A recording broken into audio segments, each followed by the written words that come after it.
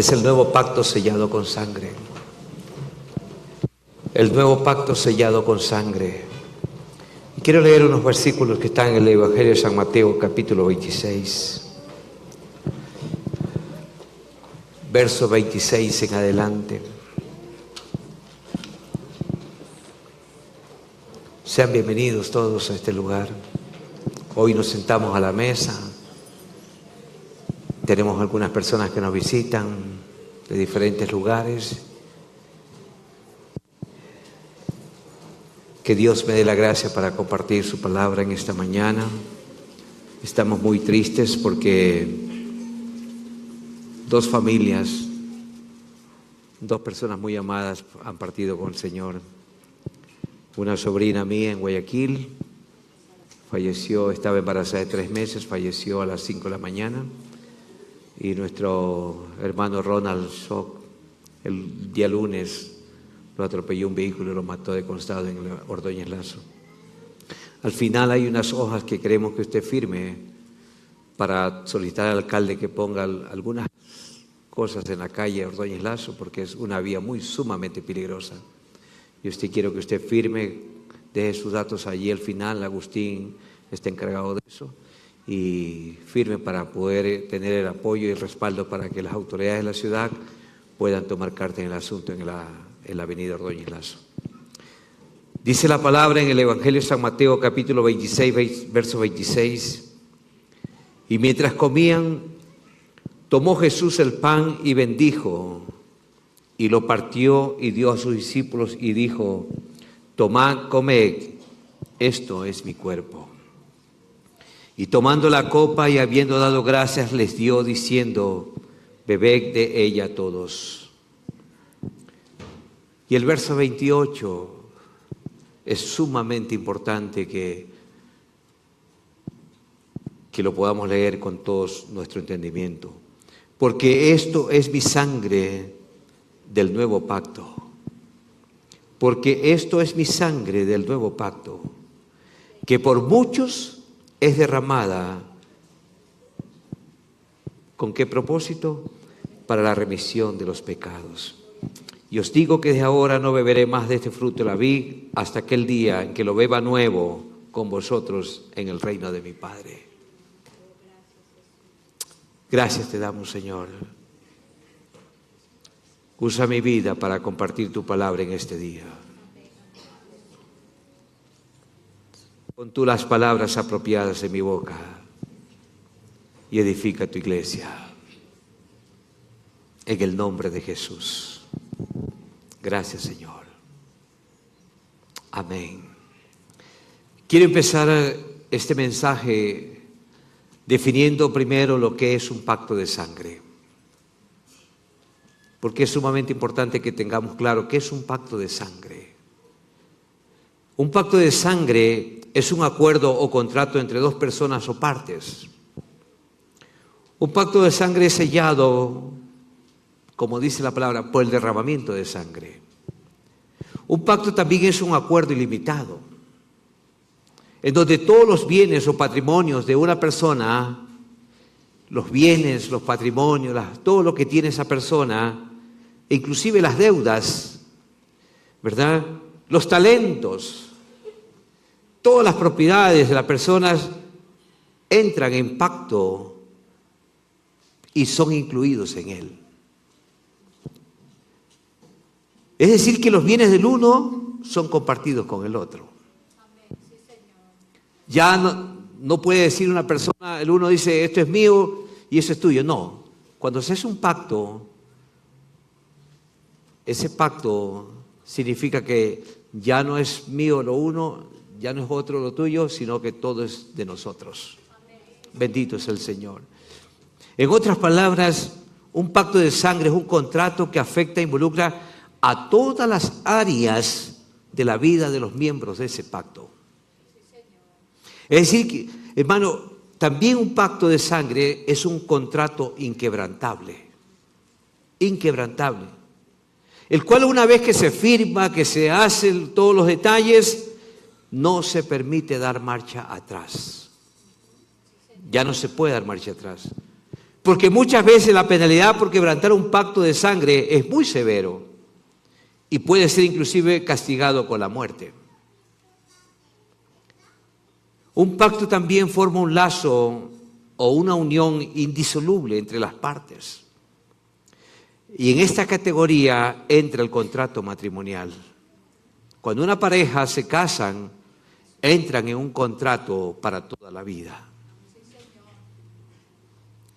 Lo que Dios une, el hombre no puede separar. ¿Verdad? Y vemos, amados, que es una unión que no se puede romper. Pero yo quiero hablar en esta mañana el pacto más íntimo, el pacto más santo, el pacto más duradero conocido por el hombre, es el pacto que realizó Dios a través de Jesucristo y su preciosa sangre. Bendito sea el Señor. Es el pacto más antiguo, iglesia amada, con respecto a otros pactos. ¿Por qué es más antiguo o el más antiguo? Porque este pacto comenzó en el jardín del Edén, en donde Dios mató animales para cubrir la desnudez de Adán y Eva. Vemos por la palabra que en el capítulo 3 de Génesis, verso 21, Jehová Dios hizo al hombre y a la mujer, dice, túnicas de pieles. ¿Y qué hizo? Y los vistió. Significa que Dios mató un cordero, mató un animalito, le sacó las pieles para cubrir la desnudez de Adán y Eva. Derramando sangre, porque si mata un animal tiene que derramar sangre. Bendito sea el Señor. Entonces, vemos aquí, Dios mata animales para cubrir la desnudez de Adán y Eva, y esa sangre, que es símbolo de la sangre de Cristo, cubrió los pecados de la primera pareja humana. Qué interesante. Ahora pregunto, y quizás muchos se estarán preguntando, ¿por qué es necesario que tengamos un pacto de sangre? ¿Por qué, pastor, es importante que nosotros tengamos un pacto de sangre con Dios? Pues la misma palabra nos da las respuestas. Y existen algunas razones y argumentos que su misma palabra nos las enseña en esta mañana. En primer lugar, le doy la primera razón. La primera razón es que necesitamos un pacto de sangre para vivir delante de Dios y tener comunión con Él. Número 1, vivir delante de Dios y tener comunión con Él. Vemos que en un principio Dios creó al mundo, Dios crea al hombre, Dios creó todas las cosas y creó al hombre, ¿con qué propósito? Para que el ser humano tenga comunión con Él. Tenga comunión con Él, para que el hombre tuviera comunión con Él, ¿verdad? Ese fue el plan divino original. La idea de Dios era que el ser humano caminara delante de Dios y no muriera. Porque vemos en la palabra en Génesis capítulo 2, versos 16 y 17, que Dios le dio instrucciones claras y precisas al hombre en el Edén, en el huerto, y le dio instrucciones de que de un árbol no comiera, porque si comía, moriría. Es decir, que el plan de Dios era que el hombre no viera muerte nunca. Bendito sea el Señor. Entonces, también el plan de Dios era que el hombre se multiplicara, llenara la tierra, ejerciera dominio sobre ella. Dice la palabra en Génesis 1, verso 26, hagamos al hombre a nuestra imagen y semejanza, y señoree sobre todas las cosas. Y los bendijo Dios diciendo, fructificaos, multiplicaos, llenad la tierra, sojuzgarla y señoread sobre todo. Ese fue el plan de Dios. Dios estaba estableciendo al hombre para que sea prolífico en gobernar, en dominar, en administrar la tierra y lo que es más importante, consagrar todo para Él. Consagrar todo lo creado para Él. Esa fue la instrucción que Dios le dio al hombre. Dios ahora le dio al hombre algo interesante, el libre albedrío. Dios le dio al hombre libre albedrío para que él escogiera cómo vivir sobre esta tierra. Pero ¿qué pasó? ¿Qué sucedió, iglesia amada? lamentablemente y para su desgracia, el hombre escogió el desobedecer a Dios. El ser humano escogió vivir para su gloria y no para la gloria de Dios. El hombre escogió ser independiente de Dios. El hombre escogió ser autosuficiente. Y el mejor ejemplo lo podemos ver en el Génesis capítulo 11, cuando el hombre quiere construir la Torre de Babel, rechazando el plan divino. Vemos que el hombre entregó su voluntad, entregó su autoridad ¿a quién? Salió de la cobertura de Dios y le entregó su autoridad y voluntad a Satanás. Y al hacer esto, ¿qué pasó? ¿Qué sucedió entonces? Se rompió la comunión, su espíritu murió y el hombre, el ser humano, fue separado espiritualmente de Dios. Desde entonces podemos ver en la palabra que todos los seres humanos están muertos, ¿qué? Espiritualmente. Muertos sin Cristo. Viven ajenos a la vida de Dios. Fue así como se perdió la comunión con Dios. Y la muerte, tanto física como espiritual, ¿qué pasó? Entró a la raza humana con todas sus consecuencias. Todas sus consecuencias, hermano. Y esa es como vemos hoy al mundo. Esa es la condición como vemos hoy a la humanidad. Pregunto, ¿cómo se vive hoy? ¿Cómo vive el hombre? Sumergido en enfermedad, sumergido en esclavitud, viviendo en opresión, viviendo en maldición de pobreza, viviendo en miseria, viviendo en necesidades, viviendo en vergüenza. Así vive. En otras palabras, el hombre fue echado del paraíso y desprovisto de la gloria de Dios. El hombre vive rompiendo su comunión día a día con Dios. Por eso es que el apóstol Pablo declara en Romanos 3:23, por cuanto todos pecaron, ¿qué pasa? Están destituidos de la gloria de Dios. Y el verso 18 dice, no hay temor de Dios en sus corazones. Por eso vive el hombre en esa deplorable condición. Debemos entender algo importante, iglesia amada. Sumamente importante esto. Tener comunión con Dios es uno de los mayores beneficios de la sangre de Cristo. Repito, tener comunión con Dios es uno de los mayores beneficios de la sangre de Cristo. ¿Por qué razón, pastor? Porque por ella tenemos acceso libre, ¿a dónde? Al lugar santísimo. Por ella, por su sangre, tenemos acceso a la misma presencia de nuestro Dios. Es allí donde yo puedo, hermano, en su presencia yo puedo adorarlo, yo puedo escuchar su voz, es ahí en su presencia donde yo puedo intimidar con Él. Y puedo decir en fe y sin temor, porque fue la sangre de Cristo que lo hizo posible para nosotros, para usted y para mí. Fue la sangre que hizo realidad que usted y yo entráramos en amistad con Dios. Fue por la sangre que usted y yo somos uno con Él. Bendito sea el Señor. Esa muerte en la cruz establece la paz con Dios y hace posible la comunión con Él. Por eso es sumamente importante, iglesia amada, que usted tenga conciencia de su comunión con Él. En segundo lugar, necesitamos un pacto de sangre para tener redención, para ser salvos. Mire, por la palabra vemos que después de la caída en el Edén, Dios no dejó al hombre solo en su desgracia. Dios no lo abandonó.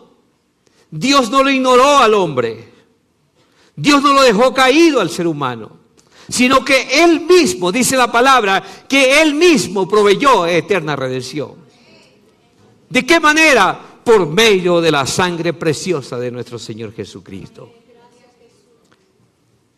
Génesis 3:15, ¿qué dice Dios? Promete un Salvador. Bendito es el Señor. La Biblia dice en Hebreos 9:22 que sin derramamiento de sangre no hay perdón de pecados. Y como dije anteriormente, Dios deseaba tener comunión con el hombre, pero en ese estado caído, esto no era posible.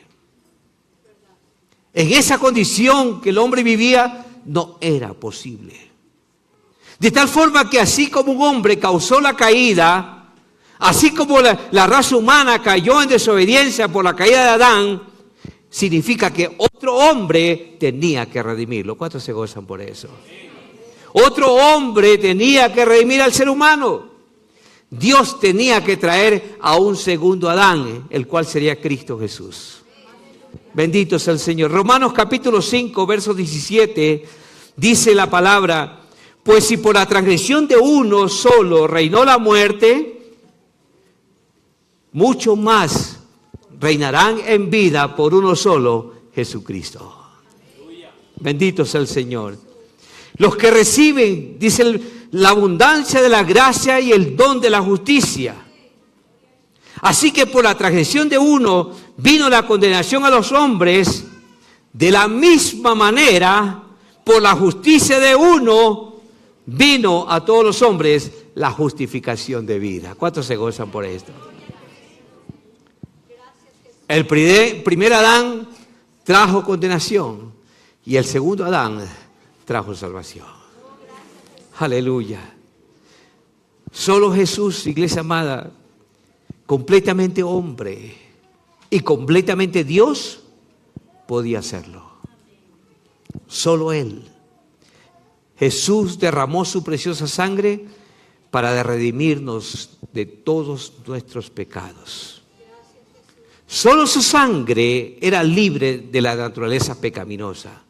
Por tanto, Jesús era el único calificado con el único sacrificio aceptable ante el Padre. El Señor Jesús pagó un precio por nosotros los pecadores. ¿De qué manera? Con su propia sangre, cuando murió en aquella cruz hace 2000 años. Bendito es el Señor. Él dio su vida para poder expiar y redimirnos de todos nuestros pecados.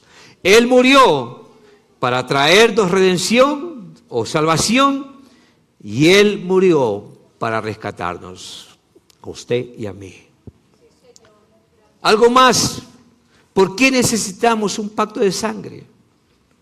Para tener la justificación. Para tener la justificación. Mire, la justificación es un término jurídico. Y ese término jurídico significa que por la fe en la sangre de Cristo somos hechos, usted y yo, justos. Somos hechos justos. Somos declarados inocentes ante Dios. Y Pablo lo aclara en Romanos 5:1. Dice la palabra en Romanos 5:1: justificados pues por la fe, tenemos paz para con Dios por medio de nuestro Señor Jesucristo. Pues dice la palabra en Romanos 5:9: pues mucho más, estando ya justificados en su sangre, por Él seremos salvos de la ira. Aquí vemos que la justificación es una obra de Dios por medio de Cristo. Escúcheme, la justificación no es posible por medio de una obra o por un acto humano o un acto de los hombres. No. Yo quiero aclararle, nada y nadie puede en términos humanos justificarse ante Él. Nadie, hermanos. Solo la sangre de Cristo, el justo, nos hace justo ante Él. Bendito sea el nombre de Jesús. Solo Él nos hace justo. Y lo glorioso, iglesia amada, es que cuando Dios justifica o declara justo al hombre, ¿qué significa? Significa que esa persona nunca ha pecado. Porque dice la palabra en Colosenses 2, que esa acta que pesaba sobre nosotros, Cristo la clavó en la cruz. Cristo la clavó en la cruz. Es decir, que todo lo que pesaba sobre el juicio que pesaba de Dios sobre nuestras vidas fue eliminado. Porque en la presencia de Dios, en la corte de justicia de Dios, Él nos declara justo y ya no hay ninguna deuda pendiente con Él.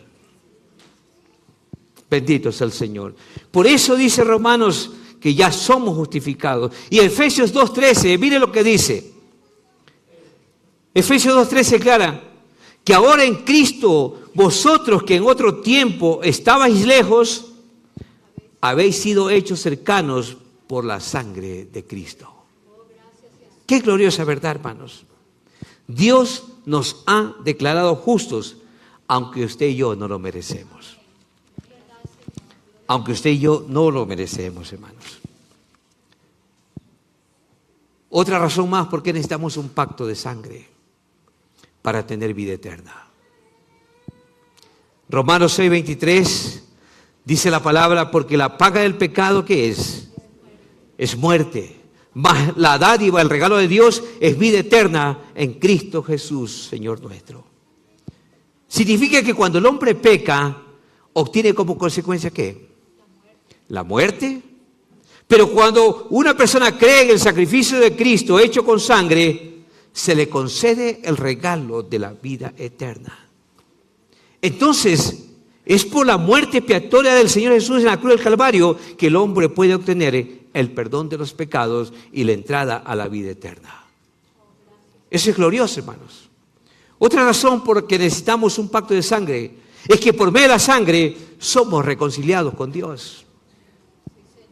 Por causa del pecado, dice la palabra, que el hombre, el ser humano, se constituyó en enemigo de Dios. ¿Verdad? Es entonces cuando Dios pone en acción un plan para reconciliar al hombre consigo mismo. La palabra de Dios dice en Colosenses 1:20, mire lo que declara el apóstol San Pablo, y por medio de Él, por medio de Cristo, reconciliar consigo todas las cosas. Mire, reconciliar con Dios todas las cosas, así las que están en la tierra como las que están en los cielos, haciendo la paz mediante la sangre de su cruz. Qué gloriosa verdad. Dios, por amor a su nombre, Dios por su grande misericordia, vemos que un hombre debía morir para reconciliar al género humano. Y ese hombre no era cualquier hombre, amados. No era cualquier hombre que podía hacer esta realidad.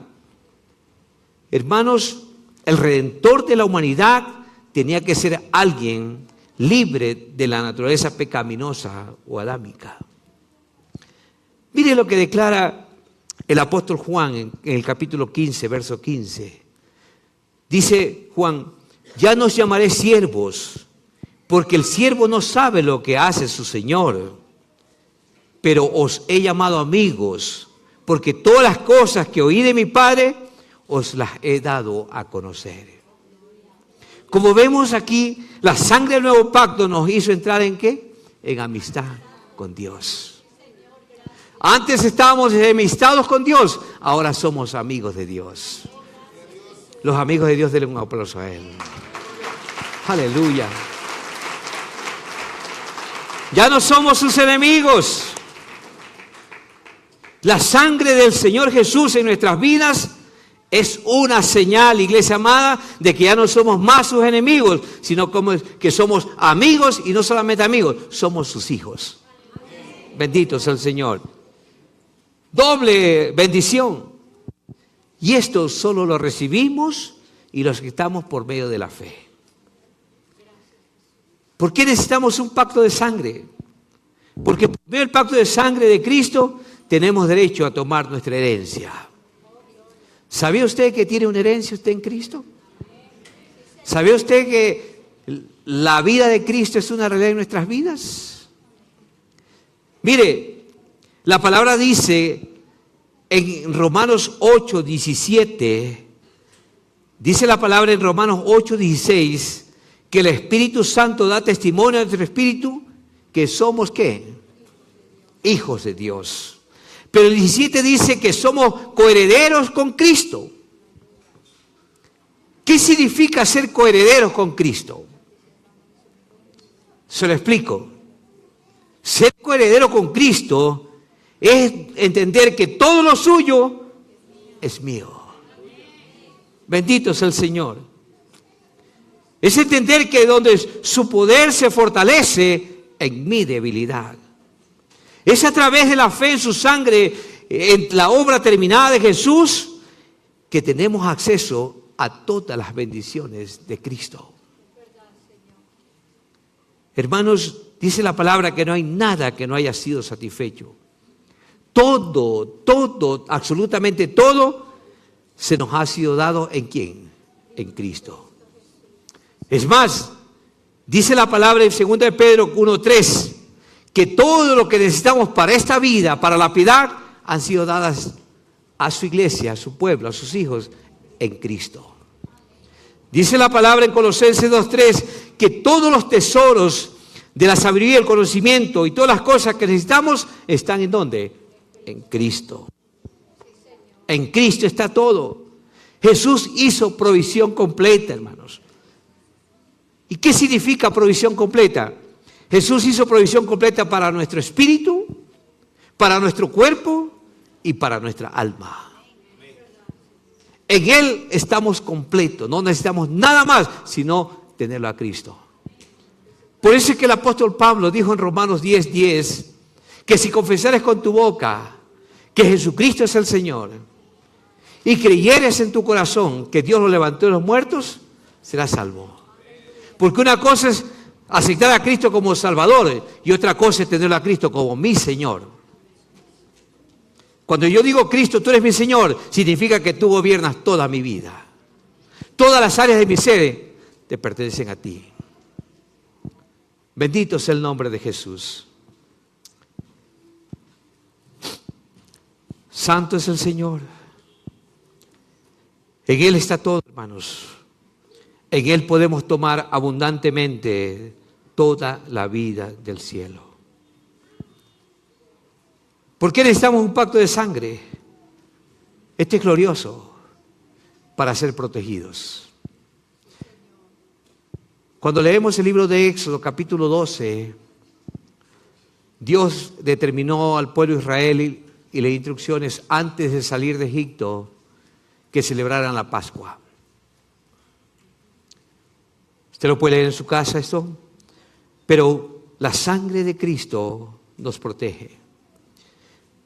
Vemos que los israelitas estaban en Egipto y Dios les estaba dando una gloriosa lección a ellos. Ellos aprendieron cómo la sangre preciosa del Cordero inocente tenía que ser derramada y tenía que ser aplicada en sus casas antes de poder ser librados de ese país de Egipto. Y para ello, ¿qué hace Dios? Le ordena al pueblo de Israel, ¿de qué manera? Matar un cordero en sus casas por familia, untar con la sangre de los corderos los dinteles de la casa, ¿verdad? Esa sangre de ese cordero que iba a ser sacrificado, tenían que frotar los umbrales de la puerta. ¿Con qué propósito? Porque de esa manera ellos estarían protegidos del ángel de la muerte que pasaría aquella noche trayendo mortandad a toda la tierra de Egipto. Y vemos, amados hermanos, que tanto los hebreos, de alguna forma, ellos tenían que ser protegidos. Vemos que el ángel de la muerte pasó por todo Egipto y trajo juicio sobre los egipcios. ¿Pero qué pasó? El ángel de la muerte no entró en la casa de los israelitas. No entró. No tocó. ¿Por qué? Pregunto. Porque el ángel de la muerte vio. ¿Qué vio? ¿No vio el jardín de la casa? ¿No vio los muebles? ¿Qué miraba? La sangre. La sangre. No estaba mirando nada más sino la sangre. Esa sangre, hermanos, los protegía y los cubría. El ángel de la muerte vio la sangre de los corderos que habían sido sacrificados en cada casa. Y en ese momento la sangre era la señal de protección en cada casa. ¡Qué glorioso! Vemos aquí, hermanos, que la muerte de los corderos ya había hecho su obra. ¿Cuál obra, pastor? El inocente animalito había muerto en lugar del culpable. La justicia divina estaba satisfecha. Isaías 53:11 se cumplió a cabalidad. La justicia divina estaba completa. Gracias a Dios que los que estaban bajo el pacto de la sangre fueran salvados y ellos estaban protegidos y seguros. ¿Por qué digo esto? Porque la sangre del cordero sacrificado los protegía. La señal de la sangre en sus casas era la garantía de su protección. Esa sangre untada en las puertas tipificaba la sangre de nuestro Señor Jesucristo. Este era un cuadro representativo del Cordero de Dios, el Señor Jesús, quien se encarnaría más tarde como hombre para morir en su lugar y en mi lugar. Y cuando Jesús, hermanos, viene como Cordero a morir a la cruz, ¿qué estaba? Sellando con su sangre un nuevo pacto para su iglesia. Bendito sea el nombre de Jesús. Sellar un nuevo pacto del cual usted y yo hoy gozamos y disfrutamos. Bendito sea el Señor. ¿Cuántos lo están celebrando también? Aleluya.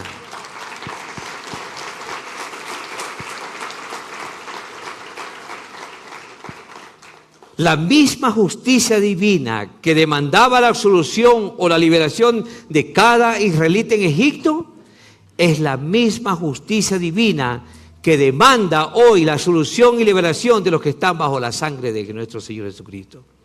Su pueblo estaba cubierto con su sangre. Qué gloriosa verdad, hermanos. El pueblo de Israel estaba cubierto por su sangre. Y hoy yo declaro que tu casa es cubierta con la sangre de Cristo. Tus finanzas son cubiertas con la sangre de Cristo. Tus hijos son cubiertos con la sangre de Cristo. Tu matrimonio es cubierto con la sangre de Cristo. Tu bienestar familiar está cubierto por la sangre de Cristo. Bendito sea el Señor. Todo está cubierto por la sangre de Cristo. Todo está cubierto por su sangre. Algo interesante, Dios le dijo a los israelitas en el verso 13, y veré la sangre y pasaré de vosotros. Qué glorioso, hermano. Dice Dios, yo veré la sangre y pasaré de vosotros. Wow. Este es el mismo mensaje para todos los que somos el pueblo del pacto hoy. Dios verá la sangre de su Hijo en todos y cada uno de los que hemos creído en Él. Y así como en esa noche el ángel de la muerte vino sobre todo Egipto, pero el ojo de Dios estaba sobre la sangre, yo quiero decirte, iglesia amada, así sus ojos están sobre nosotros por causa de la sangre de su Hijo. Créalo. Créalo con todo mi corazón, se lo digo. Algo más, la sangre de Cristo es usada para limpiar y para beber. Yo pregunto, yo sé que el agua tiene muchos usos, pero básicamente el agua tiene un doble uso. Número 1, para limpiar, y número 2, para beber. Porque si no bebemos agua, nos morimos. Y si no lavamos las cosas con el agua, comemos sucios. ¿Verdad que sí? Y andamos sucios. Espero que hoy no haya nadie sucio aquí. Aleluya. Veamos primero cómo la sangre es usada para limpiar. ¿Qué dice el apóstol San Pablo en 1 Juan 1:7? Dice la palabra, si andamos en luz como Él está en luz, tenemos comunión unos con otros. Y la sangre de nuestro Señor Jesucristo, ¿qué hace? Nos limpia. Nos limpia. Así que si usted ha venido sucio, hoy la sangre lo puede limpiar. Aleluya. La sangre de Cristo nos limpia. Y Apocalipsis capítulo 1, versos 5 y 16 y verso 6 dice, el que nos lavó y nos perdonó de todo pecado por medio de ¿qué? De su sangre. Significa que sin la limpieza de la sangre nunca podremos estar libres de pecado ni condenación, ni mucho menos presentarnos delante de Dios. Solo la sangre de Cristo nos limpia de todo pecado. Y el profeta Zacarías, años antes de que aparezca Jesús, en Zacarías capítulo 13, verso 1, dice, en el futuro habrá un manantial abierto para la limpieza y la purificación de todos los pecados. Zacarías 13:1. Entonces, mire, la sangre de Cristo se usa para limpiarnos. Segundo lugar, cuando bebemos la sangre de Cristo, esto es glorioso, tenemos vida sobrenatural. Bendito sea el Señor. La sangre de Jesús tiene poder de dar vida sobrenatural, iglesia amada. La sangre nos da la vida de Cristo. Por eso el que toma su sangre, ¿qué está tomando? Está tomando vida. Está tomando vida. Cuando bebemos la sangre de Cristo, cuando recordamos, nos sentamos a la mesa, estamos comiendo vida. Porque la vida de Cristo es nuestra vida. La vida de Cristo es su vida. Por eso la celebración de la Santa Cena no es un ceremonial, no es un ritual más de la iglesia cristiana, no. Cuando nos sentamos a la mesa del Señor, es una celebración ¿de qué? De vida. Hoy nos sentamos a la mesa, es una celebración de vida. Pero hermanos, cuando nos sentamos a la mesa, nos sentamos es a comer ¿qué? Vida. Pero lo triste es que muchas veces vemos, hermanos, que los cristianos se sienten a tomar, es dolor, es culpa, es remordimiento, es tristeza, frustración. La Santa Cena se la celebra para traer vida. Bendito sea el Señor. Entienda esto, iglesia amada. Cuando se toma la cena del Señor con conciencia de Cristo y no con conciencia de pecado, ¿qué va a pasar? ¿Qué va a suceder?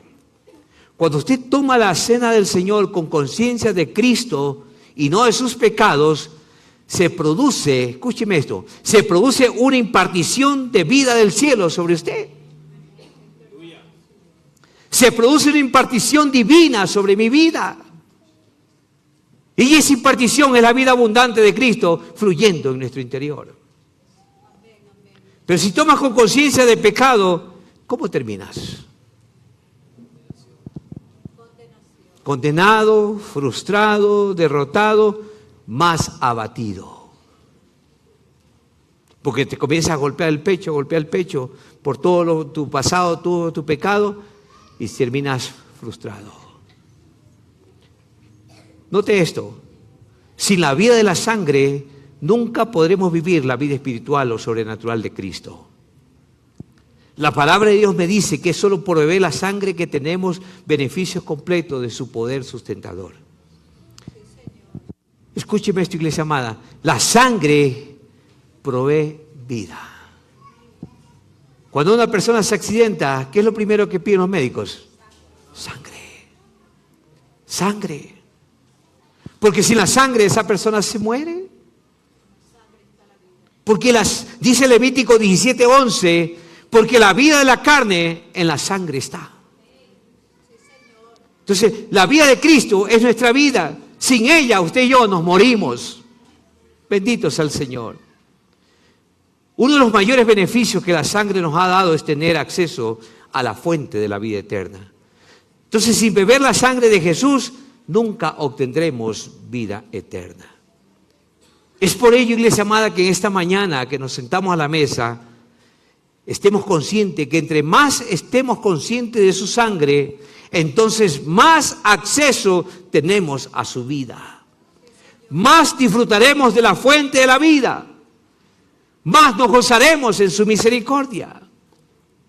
Cuando tomamos la cena pascual, no solo que dejamos fluir la vida de Jesús en nuestro interior, sino que aún nuestro cuerpo físico es fortalecido por esa vida eterna.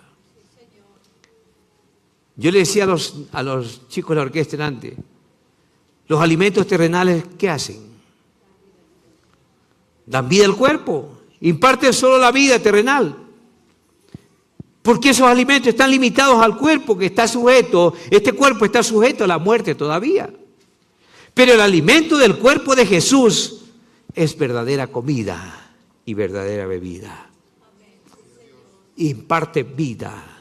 Miren lo que dice el Evangelio de San Juan capítulo 6. San Juan capítulo 6.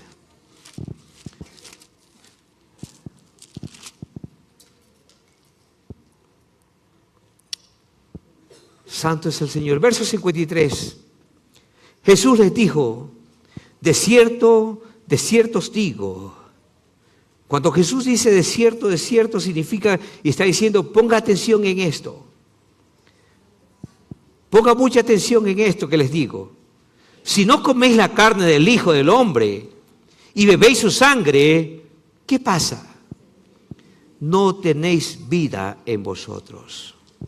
El que come mi carne y bebe mi sangre tiene vida eterna y yo le resucitaré en el día postrero. Porque mi carne es verdadera comida y mi sangre es verdadera bebida. El que come mi carne y bebe mi sangre, en mí permanece y yo en él. Como me vio el Padre viviente y yo vivo por el Padre, asimismo el que me come, él también vivirá por mí. Qué glorioso, hermanos. Qué glorioso. Ahora, es importante hacer una diferenciación en lo que es la vida eterna y lo que es la resurrección futura. ¿Qué es la vida eterna? La vida eterna, iglesia amada, es lo que usted y yo disfrutamos como creyentes ahora. La vida eterna es esa vida del Espíritu. La vida eterna es abundante paz, esa abundante libertad, el gozo, el reposo, la confianza. La vida eterna es la no condenación. Es la vida que hemos recibido y que hemos sido declarados justos por la fe en su sangre. La vida eterna es la vida de Dios en nosotros, que ya está, es una realidad en cada uno de nosotros por haber creído en Cristo. Esa es la vida, es una vida en el Espíritu, hermanos. Es la vida abundante de la que Jesús habló en San Juan 10:10. El diablo ha venido para matar, robar y destruir, pero yo he venido para que tengan vida. No dice en el cielo, es en la tierra, para que tengan vida en abundancia. Entonces la vida eterna, la vida abundante, es aquí en la tierra, hermanos. Yo sé que en el cielo va a haber una vida abundante para nosotros, pero en la tierra está hablando Jesús a la vida eterna, la vida abundante que Jesús nos ha dado. Mientras que la resurrección vemos que es un evento que va a producirse en el futuro. Mire lo que dice 1 Juan capítulo 5, verso 11. Y este es el testimonio que Dios nos ha dado, vida eterna. Mire, y esta vida está ¿en dónde? En su Hijo. Y Juan dice, el que tiene al Hijo, ¿qué pasa? Tiene la vida, pero el que no tiene al Hijo, no tiene vida. ¿Cuántos tienen vida aquí? Entonces, la vida eterna es una calidad de vida, es vida abundante. En cambio, la resurrección es un evento que se va a producir en el futuro. Por tanto, nosotros no debemos vivir no por la vida del alma, confiando en las ilusiones de este mundo, sino que vivimos por la vida o por la fuente del Espíritu Santo en nuestras vidas. Nuestro Señor Jesús vino a la tierra para revelarnos, para moldearnos, modelarnos y traernos esa vida para todos aquellos que quieren y desean esa vida. Es más, mire, la palabra dice que Él vivió. ¿Cómo vivió en la tierra? Jesús vivió por la vía de ¿quién? Del Padre. Jesús vivió por la vía del Padre. Y nosotros vivimos dependiendo de Cristo. Dependiendo de Cristo. Y cuando yo dependo de Cristo, se puede aprender a fluir en esa vida. Pero si usted no depende de Cristo, va a depender de su fuerza, va a depender de sus fuerzas y no de Cristo. Y si Cristo vivió por esa vida del Padre, significa que nosotros también podemos aprender a fluir en ella. Y usted mira, y pastor, ¿cómo fluyo? ¿Cómo vivo? ¿Cómo disfruto esa vida de Cristo en esta tierra? Sencillo. Es muy sencillo. ¿De qué manera podemos disfrutar la vida de Cristo en esta tierra? Dejándolo fluir. Dejando fluir la vida de Jesús que está en su espíritu. Porque dice la palabra que cuando venimos a los pies de Cristo, entregamos nuestras vidas a Cristo, ¿verdad? ¿Qué pasó? Él vino a morar ¿en dónde? En nuestro espíritu. Entonces Cristo, si usted aceptó a Cristo, Cristo mora en abundancia en usted. Lo que necesitamos hacer es dejarlo fluir desde nuestro interior. Algo más, la carne y la sangre del Señor Jesús son los alimentos que nos sostienen. Su carne y su sangre nos trae la relación más íntima posible. Permanecemos en Él y Él en nosotros. Mire lo que dice el verso 56. El que come mi carne y bebe mi sangre, en mí permanece y yo permanezco en Él. Beber la sangre y comer el cuerpo de Cristo significa un tomar profundo en nuestro espíritu por medio de la fe. Tomar estos elementos es un tomar que va mucho más allá de la mente racional. Comer este pedacito de pan y tomar el vino es una facultad de nuestro espíritu y no una mera facultad intelectual del alma. ¿Por qué? Porque a través del Espíritu Santo somos alimentados, somos vivificados en nuestro ser interior. Nuestra alma se vivifica, nuestro ser interior se vivifica y por ende nuestros cuerpos mortales también son fortalecidos. Nuestros cuerpos son sanados. Cuando cenamos, nuestros cuerpos se sanan. ¿Cuántos dicen amén? Nuestras articulaciones son regeneradas. ¿Por qué? Porque estamos tomando la vida de Jesús para nosotros. Bendito sea el Señor. Esta es la mayor bendición de tomar la cena pascual. Ser uno con Jesús y participar de su naturaleza divina.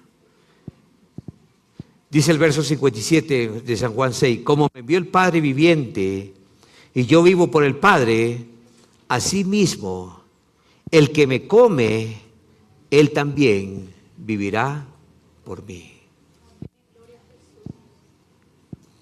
Significa que usted y yo vivimos por Él. Qué gloriosa realidad, hermanos. Qué gloriosa realidad. Y qué gloriosa verdad. Jesús vivió por el Padre y vivió en unidad perfecta con Él. Así también todo aquel que cree en Jesús, todo aquel que come a Jesús, ¿qué pasa? Está unido a Él. Por tanto, esa persona vivirá por Él. Vivirá por Él. ¿Cuántos les dan gracias a Dios por el nuevo pacto?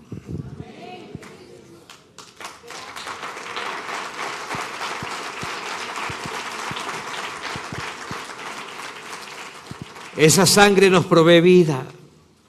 Esa sangre nos provee redención. Ahora podemos disfrutar la plenitud del cielo aquí en la tierra. Ya no somos más esclavos del pecado.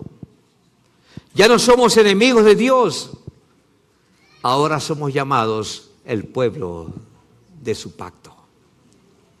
El pueblo de su pacto. Y ese pacto, lo glorioso, iglesia amada, es que nadie y nada lo puede anular. Nada y nadie lo puede abrogar. ¿Por qué? ¿Por qué, pastor? Sencillo, porque está sellado con su sangre. Está sellado con su sangre.